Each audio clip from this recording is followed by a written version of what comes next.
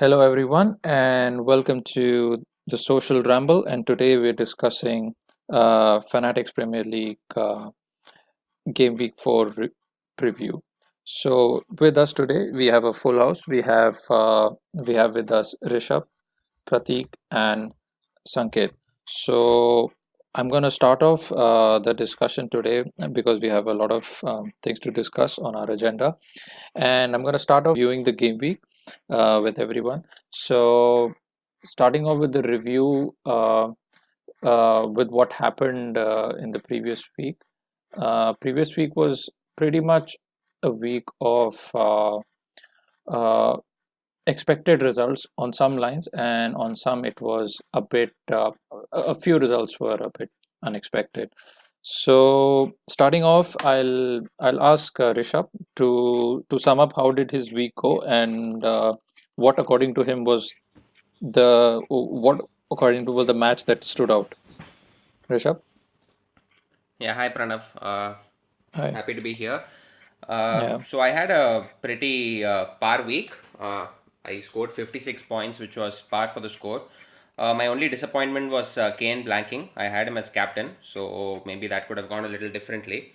Apart from that, like you said, a couple of unexpected results. I think Tottenham blanking at home and also United losing to Palace at home. I think these two results really stood out and threw some people off. But apart from that, I think it was fairly even. Norwich and Chelsea was really entertaining. Mm-hmm. Mm-hmm. All right. What about you, Pratik? How was your game week, and what did you see was like, which was something exceptional that happened? From my end, it was a decent game week overall, but I was quietly disappointed when you see the defense that I own. We have been seeing in previous game weeks that like defense are not earning that much amount of points. So I guess the Mm-hmm. mid and forwards that did okay job, except Kane. But Mm-hmm. I had a couple of people on bench who also got points like Barnes and Cantwell. So that was a disappointment for me because I played four defenders and like none of the defenders got clean sheet and like all got single digit 0-1 points. That's all. Mm-hmm. So I will have to rethink my strategy, how to ship either Van Bissaka or Zinchenko. Mm-hmm. Okay. And Sanket, what about you? How was your game week, and what, according to you, was the best result that came out from Yeah, this don't call me by my game name, week? Sanket. Yeah. uh, Okay, so we'll call you Sanket, so people will now get to know you as Sanket. I scored 50. By the way, my name is Danke, as everyone knows. I triple captain Mm-hmm. Sterling this week. Mm-hmm. Yeah, Oh, you did. Yeah, yeah, that's I a know. pretty early So triple I'm not captain. experienced at this game, but I play 3 months every season. So that's how my experience is. So Pookie was the one who gave me 11 points this week. Pookie and Sterling are the ones who, got Mm-hmm. me to 57, the total of 57. So it's a pretty decent total considering the average. Mm-hmm. I'm looking to ship off Sigurdsson and Madison from the midfield, but Madison has a good run of fixtures, I think. Leicester are keeping their clean sheets with Soyuncu and Mm-hmm. that new guy coming in. So that's how pretty much my team is summed up. I have Kane and Jota in the forward line, but that's it. My 7 pointer Minx was on bench, so that's all. That was the week for me. Okay, so yeah, so I think one common theme that is coming out from all of this is that a lot of us had people on the bench, and then they performed and we couldn't get points. For example, for me, Callum Wilson was on the bench and he got an assist unexpectedly. Like Pratik said, he had Barnes and Cantwell on the bench, and that is a lot of points that were missed out. So I'll start with you, Pratik, now, which is now I'll move on to the next topic that we have for this podcast is what to do with the defenders. So what do you think? Like, because a lot of people are now wondering, it's been 3 weeks, and like last year, it was like all the fullbacks were performing, they were giving assists, they were getting clean sheets, but now it's just not happening. Like all the major teams are conceding goals. What do you think? Like, what to do with the expensive defenders? Yeah, so from mine, I have three expensive defenders: Van Bissaka, Digne, and Zinchenko. So I was Mm-hmm. trying to ship one of the defenders off because I mean it's been now 2 to 3 weeks for me, and I have heavily invested in defense, and I'm not getting any points. So Zinchenko still I will keep, I feel, because City have good run of fixtures, but again there is little bit of chance of rotation since Mendy is back in training, so I'm little bit skeptical on that point. Digne and Bissaka I've kept because like Digne is too attacking, and he gets mostly involved in most of the attacks that come from left hand side of Everton, and so that's I'm skeptical because I have to take any one of the defenders out of these three. And Bissaka because like whenever United wins like 2-0 or 3-0, he's sure to get a bonus. So we have seen in last season as well, he manages to get bonuses. So I'm really in a very bad situation to think like whom to ship it out, because the moment I think if I take someone out, that guy will end up getting the CS, and the other two will still blank for me. Yeah, that's always the problem. What do you think about it, Rishabh, about this defender issue, and what do you think, like how should the people go about it? Yeah, so when the season started, it was all about the fullbacks because last season they really outperformed themselves. So Mm-hmm. people were like the conventional wisdom has always been three defenders and go heavy on attack and midfield. But this year people were actually considering four or five defenders because if you consider the points per million, their value is quite outstanding. I think the Mm-hmm. first 3 weeks has just been a mix of bad luck and silly errors. I do think maybe a double up on. Maybe Liverpool or City may be a little too much. But if you own at least one of their defenders, I would definitely advise sticking with them because over the course of the season, it's definitely going to even out. I mean, the big teams are just one game away from a clean sheet, and the fullbacks are just a couple of games away from their going back to their assists. So if you have at least one from each of these teams, I would definitely advise to stick and not try to ship them out too early. It's still early days. Mm-hmm.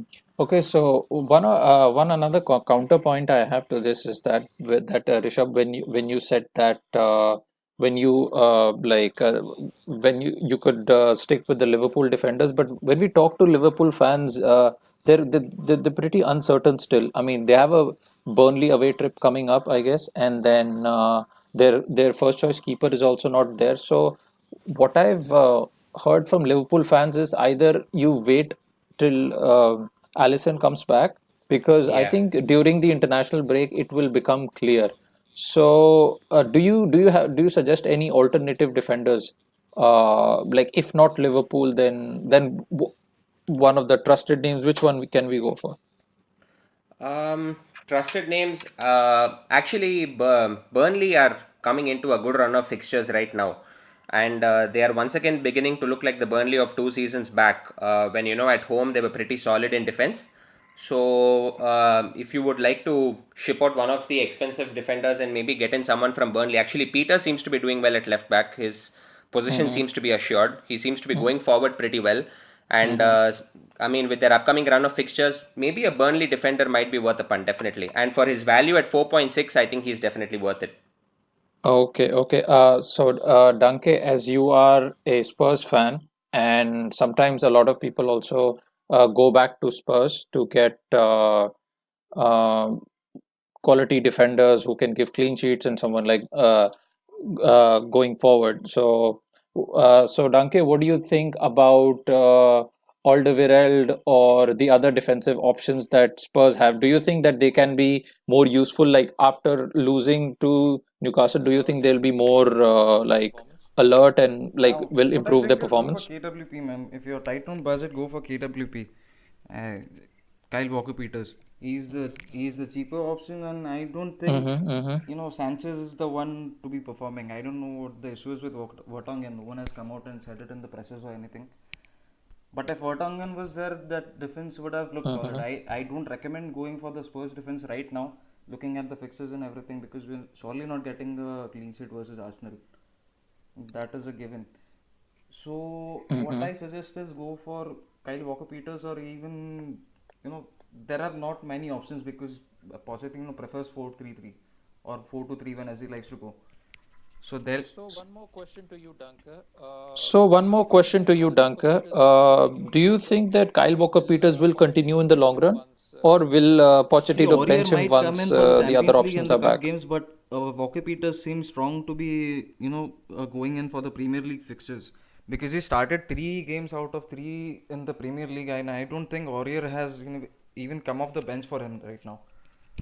That is the wise choice to go for, and he's done pretty well for his age and the experience he's got. Okay, all right, perfect. Okay, all right, perfect. So now moving on to the next topic, which is the possible captains. Moving on to into the next game weeks. So Rishabh, I'll start with you. What do you think that what are the possible captain options? For this week, only one team sticks out, right off the block, and that's Manchester City, definitely. I mean, by now, I'm sure everyone has at least one or possibly even two of their attackers. So Aguero and Sterling really stick out. So if you have one of these two, they would be the obvious captain choice.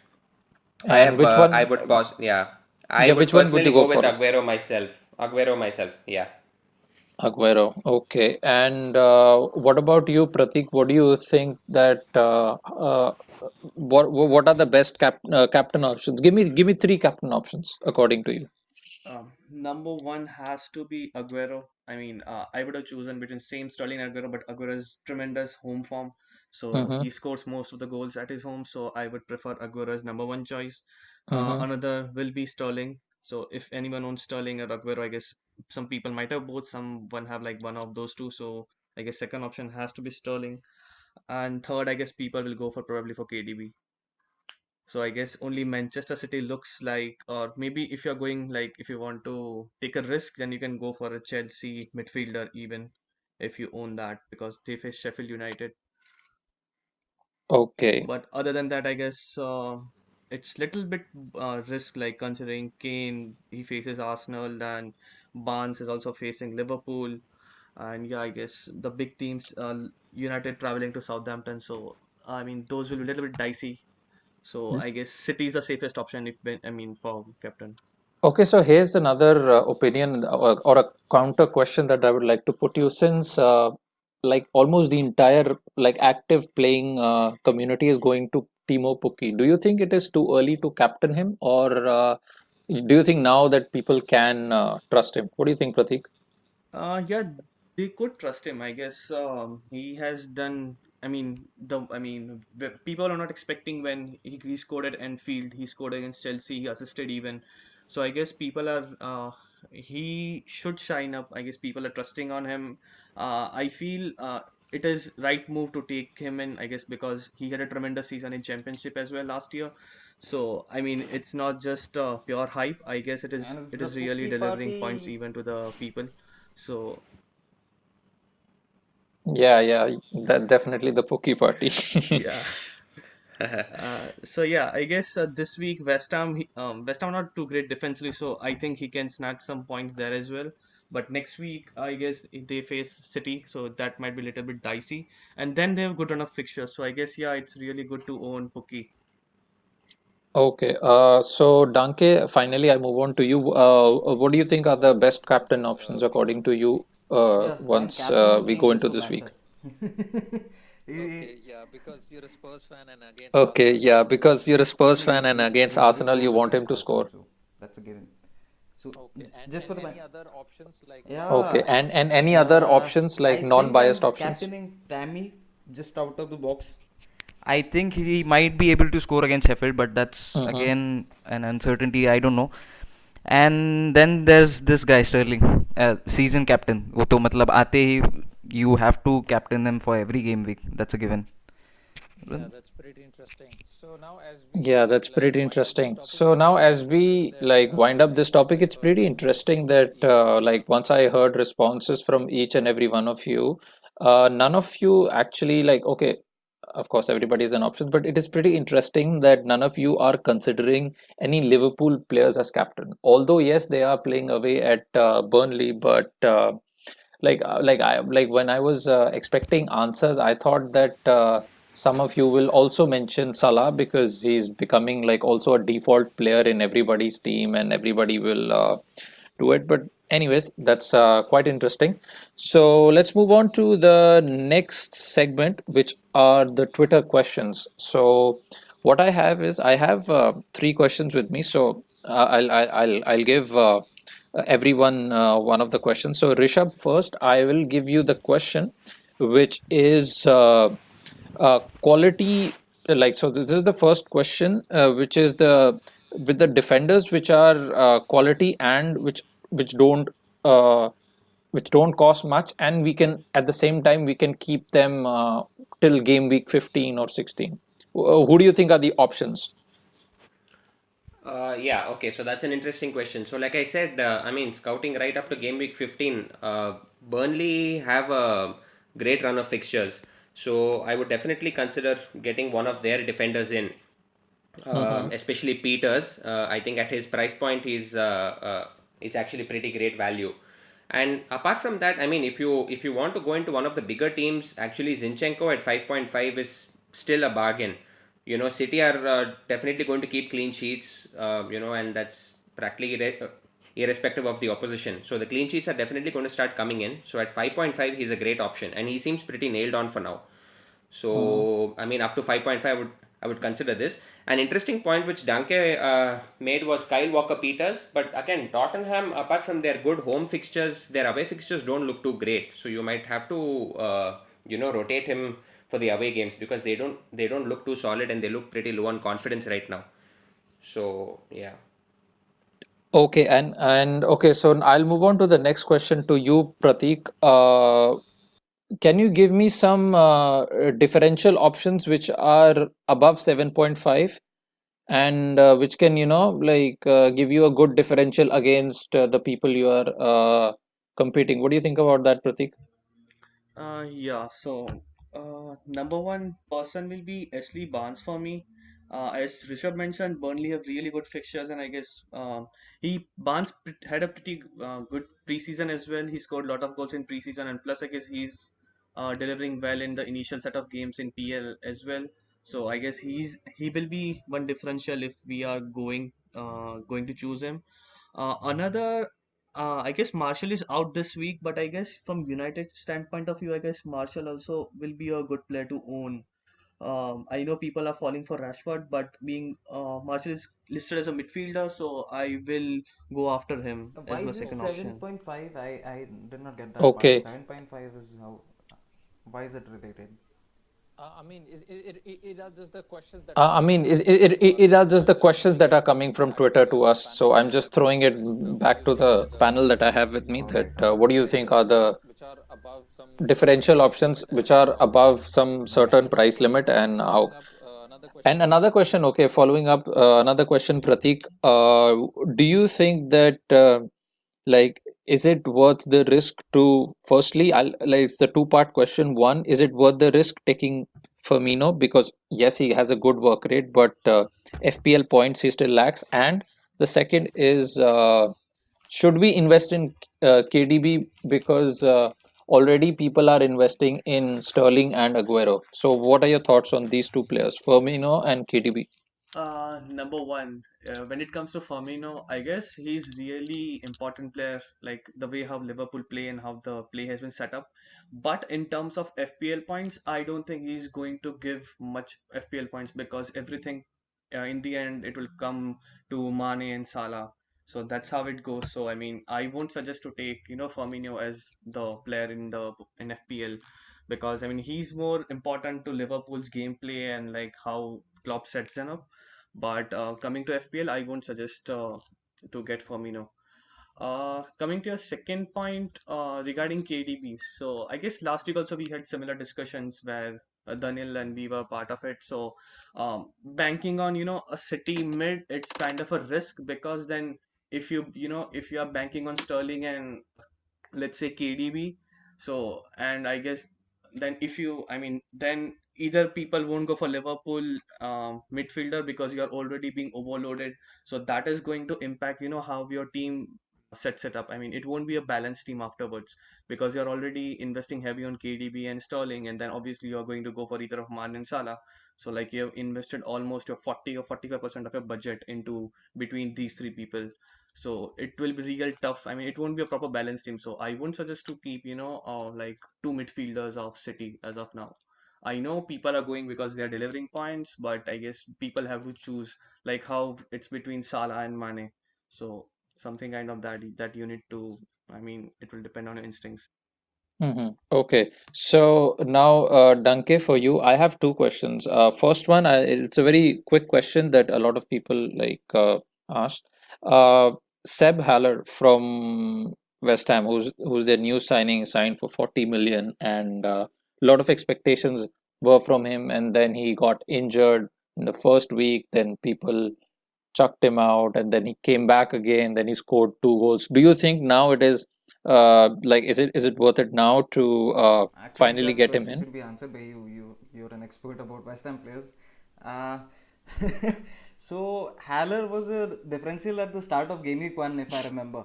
No one had him in their team. Haller was Yeah. someone coming from the Bundesliga, promising with his stature, with his height. He was going to replace Chicharito, and then he underperformed. And then all of a sudden he performs, then everyone goes on the hype train. And for game week 4, I don't think Haller is a good choice. But anyway, his fixtures, what's his next fixture? West Ham His has next fixture, Norwich at home. no Norwich, right? His next fixture, Norwich at home. At 6 million, you might think you no 7.4. His price has reduced or grown. I don't know. 7.4 is a good option for striking. Yeah, I mean you can check out Jota in place of him.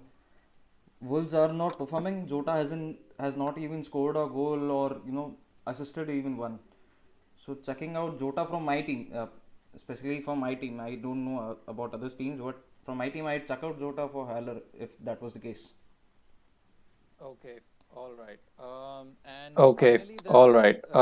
And finally, the second question I'd like to ask you is about the Spurs assets. This is a question that was also given to us coming from Twitter. It was that what Spurs players should we have going forward, and what players should we keep away from Spurs Okay, players? yeah, the session has only become, you just called me for Spurs or banter. I don't know because it's the NLD. No, no, it's like a The general. But since you are a Spurs expert, so I'm expert trying one, to but make most definitely of it. getting in Young-Min Son would be a great asset to your team. Young-Min Son, as everyone knows, has given huge returns on the kind of price he comes for, 9.5 million. That's the price KDB comes for. So that's the kind of influence he has on the team or the fantasy team. So Youngmin Son and Lucas Moura isn't starting, but Lucas Moura could have been what Lamella dreamed of.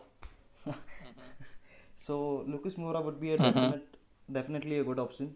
So Youngmin Son and Kane, that's the only two options going forward because Ericsson is not starting again and he's the creative as the team needs. But in terms of FPL points, you can't get Ericsson in the team.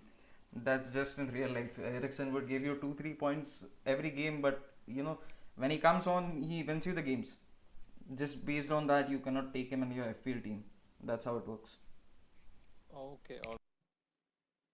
Okay, all right. Well, with this question, now we're going to wrap up our podcast.